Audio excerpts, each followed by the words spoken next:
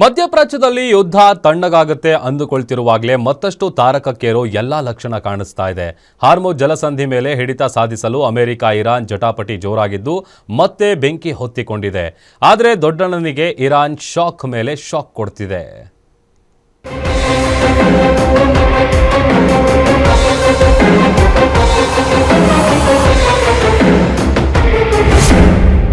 ಹಾರ್ಮುಜ್ ಜಲಸಂಧಿಯಲ್ಲಿ ಮತ್ತೆ ಯುದ್ಧ ಶುರುನಾ? ಭಾರತಕ್ಕೂ Iran shock, ವಿಶ್ವಕ್ಕೆ ಕಾದಿದ್ಯಾ ಕಂಟಕ? ಹಾರ್ಮುಜ್ ಜಲಸಂಧಿಯಲ್ಲಿ ಅಮೆರಿಕ ಹಾಗೂ ಇರಾನ್ ನಡುವೆ ಜಂಗಿ ಕುಸ್ತಿ ಜೋರಾಗ್ತಿದೆ. ಅಮೆರಿಕದ ನೌಕಾಪಡೆಯು ಈ ಹಾರ್ಮುಜ್ ಜಲಸಂಧಿಗೆ ದಿಗ್ಬಂಧನ ಹಾಕಿದ ಬಳಿಕ ತನ್ನ ಮುಷ್ಟಿಯನ್ನ ಸಡಿಲಿಸಿದ್ದ ಇರಾನ್ ಇದೀಗ ಮತ್ತೊಮ್ಮೆ ತಡೆ ಹಾಕಿದೆ. ಅಲ್ಲದೆ ಭಾರತದ ತೈಲ ಹಡಗಿನ ಮೇಲೆ ಇರಾನ್ ಏಕಾಏಕಿ ಗುಂಡಿನ ದಾಳಿ ಮಾಡಿ ಸುಮಾರು 14 ತೈಲ ಹಡಗುಗಳನ್ನ ತಡೆ ಹಿಡಿದಿದ್ದು ಇಡೀ ಜಗತ್ತನ್ನೇ ಬೆಚ್ಚಿ ಬೀಳಿಸಿದೆ. Iranian Navy, this is Bhagyalakshmi. Go ahead, sir. I read you loud and clear.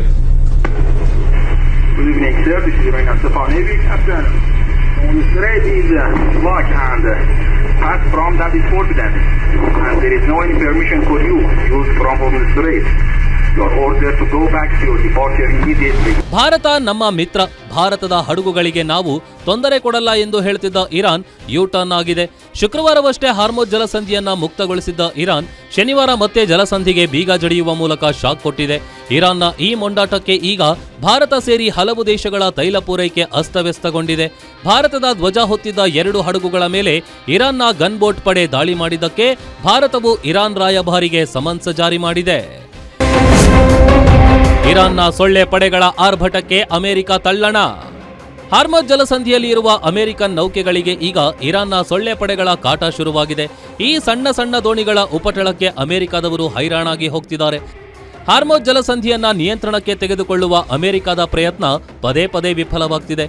ಇರಾನ್ನ ದೊಡ್ಡ ಹಡಗುಗಳನ್ನ ಹೊಡೆದು ಹಾಕುವ ಅಮೆರಿಕಕ್ಕೆ ಈ ಸಣ್ಣ ದೋಣಿಗಳು ಕಂಟಕವಾಗಿವೆ.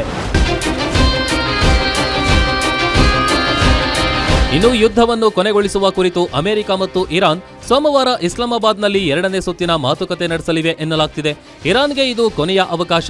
ಒಪ್ಪಂದಕ್ಕೆ ಬರೆದಿದ್ರೆ ಇರಾನ್ನ ಮೂಲಸೌಕರ್ಯಗಳ ಮೇಲೆ ಪ್ರಮುಖ ದಾಳಿಗಳನ್ನ ನಡೆಸಲಾಗುವುದು ಎಂದು ಟ್ರಂಪ್ ಎಚ್ಚರಿಸಿದ್ದಾರೆ. ಈ ಬೆದರಿಕೆಗೆ ಇರಾನ್ ಬಗ್ಗುತ್ತಾ ಅಥವಾ ಯುದ್ಧ ಮತ್ತಷ್ಟು ಘೋರವಾಗುತ್ತಾ ಅನ್ನೋದೇ ಕುತೂಹಲವಾಗಿದೆ. News desk, guarantee news.